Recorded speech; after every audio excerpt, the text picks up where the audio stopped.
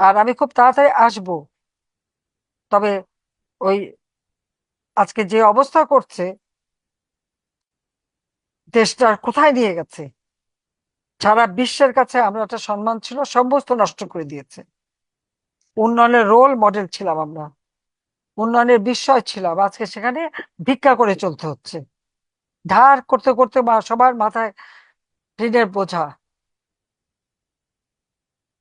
অর্থনীতি ধ্বংস, সামাজিক নিরাপত্তা নাই, মানুষের জীবনের নিরাপত্তা নাই, নারী শিশু প্রতিনিয়ত নির্যাতিত, বয়োবৃদ্ধ তারা নির্যাতিত। এই নির্যাতন আর কত?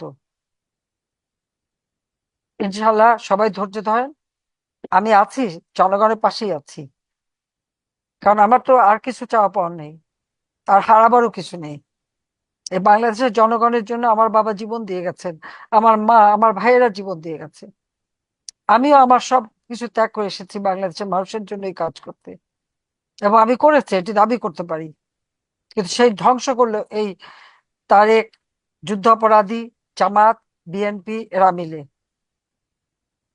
তবে সবাই চেহারাটা চিনে নিল যে কারা কি করতে পারে।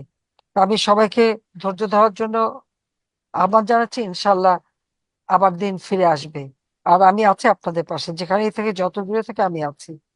আবার আবার দেখা হবে। সবাই ভালো থাকেন, সুস্থ থাকেন, আর যারা অসুস্থ অবশ্যই চিকিৎসার ব্যবস্থা করে দেব, চিন্তা করেন না। জয় বাংলা, জয় বঙ্গবন্ধু, বাংলাদেশ চিরজীবী হোক। খোদা হাফেজ।